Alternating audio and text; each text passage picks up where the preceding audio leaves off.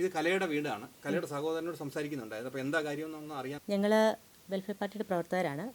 ഞാൻ വെൽഫെയർ പാർട്ടിയുടെ women's wing Women's Justice Movement state സെക്രട്ടറിയാണ്. എൻ്റെ പേര് ശ്രീകല. ഞങ്ങൾ ഈ ഒരു വിഷയമായിട്ട് ബന്ധപ്പെട്ട്, അപ്പോൾ മരിച്ചതൊരു പട്ടികജാതി യുവതിയാണല്ലോ, അപ്പോൾ ഈ വിഷയമായിട്ട് ബന്ധപ്പെട്ട് ഇതിനകത്തുള്ള കാര്യങ്ങൾ എന്താണെന്ന് അറിയാനും, അപ്പോൾ നമ്മൾ അന്വേഷിച്ചപ്പോൾ ഇതിൽ ചെറിയ അനാസ്ഥകളും കാര്യങ്ങളൊക്കെ ഉണ്ടെന്നുള്ളത് നമുക്കറിയാൻ സാധിച്ചു.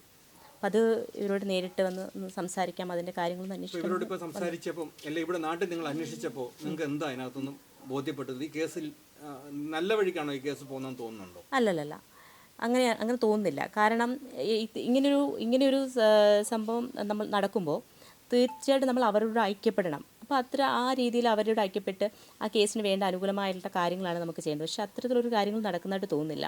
ഇപ്പോൾ പോലീസിൻ്റെ ഭാഗത്തു നിന്നാണെങ്കിലും അങ്ങനെ ഒരു അന്വേഷണം ത്വരിതഗതി നടക്കുന്നതായിട്ടോ ഒന്നും നമുക്ക് തോന്നുന്നില്ല.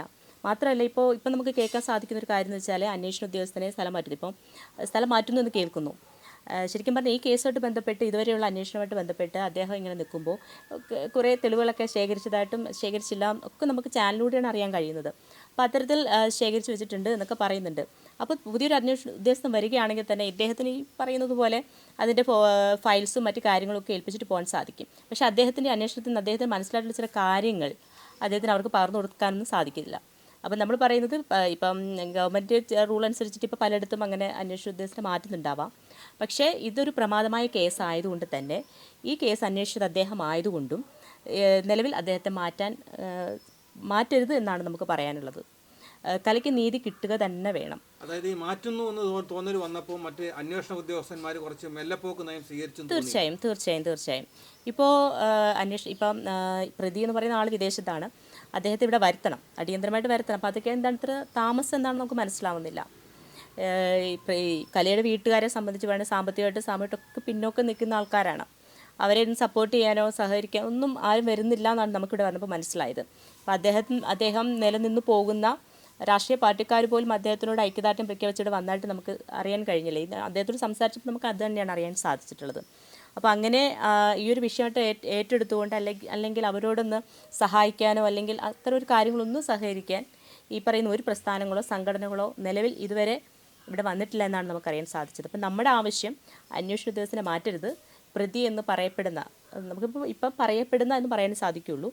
അപ്പോൾ അന്വേഷണമായിട്ട് ബന്ധപ്പെട്ടുകൊണ്ട് എത്രയും പെട്ടെന്ന് അനിലിനെ ഇവിടെ വരുത്തുക. ഇതിൻ്റെ അന്വേഷണം ത്വരിതപ്പെടുത്തിക്കൊണ്ട് ഈ കേസിലെ യാഥാസ്ഥിതി എന്താണെന്നുള്ളത് പൊതുസമൂഹത്തെ അറിയിക്കുക. പക്ഷേ ഇതിപ്പം പ്രതികളും അതുപോലെ തന്നെ ഇദ്ദേഹവും വാദിയായ മറ്റേ കലയുടെ സഹോദരനും കുടുംബവും ഒക്കെ രണ്ടുപേരും CPM അല്ലെങ്കിൽ ഒരു രാഷ്ട്രീയ പാർട്ടിയിൽ വിശ്വസിക്കുന്ന ആൾക്കാരാണ്. ഇപ്പോൾ അതിനകത്തുള്ള ഒരു പ്രമുഖനായ വക്കീലാണ് ഇപ്പം ആ കേസ് ഏറ്റെടുത്തിരിക്കുന്നത്. അതിനെ സംബന്ധിച്ച് നിങ്ങൾക്ക് എന്തെങ്കിലും ആക്ഷേപം തോന്നിയിട്ടുണ്ടോ? ആൾക്കാർക്ക് പറയാറുണ്ട്. തീർച്ചയായും നമ്മൾ കേൾക്കുന്നുണ്ടല്ലോ. അപ്പോൾ ഈ കലയുടെ സഹോദരനും കലയുടെ ഹസ്ബൻഡ് വീട്ടുകാരും ഒക്കെ തന്നെ പ്രമുഖമായ ഒരു പാർട്ടിയിൽ വിശ്വസിക്കുന്ന ആൾക്കാരാണ്. ആ പാർട്ടിയുടെ ഒരു പ്രമുഖ വ്യക്തി തന്നെയാണ് ഇവരുടെ വക്കീലെന്ന് അറിയാൻ കഴിഞ്ഞു. അപ്പോൾ അതുകൊണ്ട് തന്നെ ആ ഒരു കാര്യത്തിൽ വിശ്വാസമില്ല. കേസ് സുഗമമായ രീതിയിൽ പോകുമെന്നും സത്യാവസ്ഥ പുറത്തു വരുമെന്നും നമുക്കൊരു പ്രതീക്ഷയില്ല. ഇത് തീർച്ചയായിട്ടും സ്വാധീനിക്കപ്പെടും, പ്രതികളുടെ ഒരു ഇതിൽ സ്വാധീനിക്കപ്പെടും എന്ന് തന്നെയാണ് നമ്മൾ വിശ്വസിക്കുന്നത്. ഇപ്പോഴത്തെ അന്വേഷണ ഉദ്യോഗസ്ഥന്മാർ തന്നെ തുടർന്നാൽ ചിലപ്പോൾ സത്യം കണ്ടെത്തുമെന്ന് വിചാരിക്കുന്നു. തീർച്ചയായിട്ടും വിശ്വാസമുണ്ട്. പക്ഷെ അദ്ദേഹത്തെ മാറ്റാൻ പാടില്ല എന്നുള്ളത് ഈ കേസ് ഇത്രയും പ്രമാദമായ, അതെ ഈ ടീമിനെ മാറ്റാൻ പാടില്ല. അവരത് അന്വേഷിക്കട്ടെ, അതിൻ്റെ സത്യാവസ്ഥ പുറത്തു വരട്ടെ. അതെ അനിൽ പെട്ടെന്ന് വരുത്തണം. എന്താണ് ഇത്രയും താമസം? എന്താണ് ഇത്ര പ്രമാദമായ ഒരു കേസ്? അത് എന്താണ് ഇത്ര താമസം? എന്താണ്? അദ്ദേഹം വരുത്തട്ടെ. അതാണ് അത് വേണ്ടത്. അതാണ് ഇപ്പം പട്ടികജാതി പട്ടികവർഗക്കാർക്ക് സംരക്ഷണങ്ങളൊക്കെ നൽകുന്നു എന്ന് പറഞ്ഞിട്ട് അതൊക്കെ വെറുതെയാണ്. ഇപ്പം 15 വർഷം മുമ്പ് നടന്നൊരു കൊലപാതകമാണ്.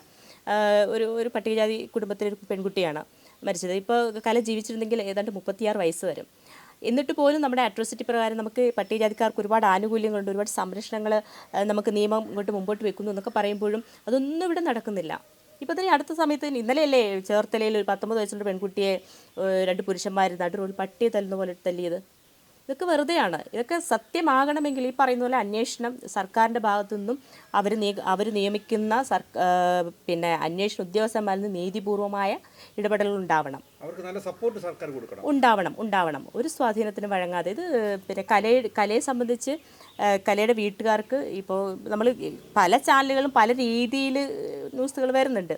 ഇപ്പോൾ കല 15 വർഷം മുമ്പ് പോയതുകൊണ്ട് കലയുടെ വീട്ടുകാർ ഉപേക്ഷിച്ചതുകൊണ്ട് പിന്നെ കലയ്ക്ക് നീതി കിട്ടാതെ പോയി, അല്ലെങ്കിൽ അത്തരത്തിൽ ഇവരും കൂടെ ഇവരുടെ ചില കമൻസൊക്കെ വായിച്ചാൽ നമുക്കറിയാം കലയുടെ വീട്ടുകാരെ ഭയങ്കര രീതിയിൽ അധിക്ഷേപിക്കുന്നുണ്ട്, ചീത്ത പറയുന്നുണ്ട്.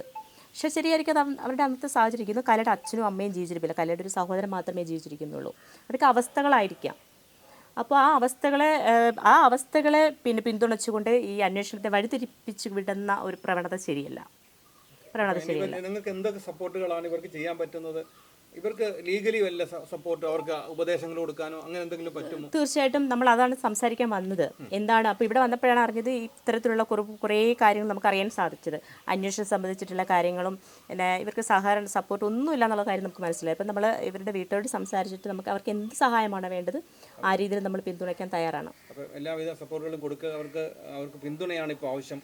കാരണം അവർ വിശ്വസിക്കുന്ന പാർട്ടിക്കാർ അവർക്ക് പിന്നിലില്ല എങ്കിൽ നിങ്ങളെപ്പോലുള്ള ആൾക്കാർ അതിനകത്ത് പിന്തുണ അവർക്ക് കൊടുക്കണം. കാരണം 15 വർഷമായിട്ട് തേച്ചു മായ്ച്ച് കളഞ്ഞ ഒരു കേസ് ഇപ്പം വഴിതിരിഞ്ഞ് വരുന്നുണ്ടെങ്കിൽ അതിന് അവർക്ക് വേണ്ട സപ്പോർട്ട് കൊടുക്കാൻ തീർച്ചയായും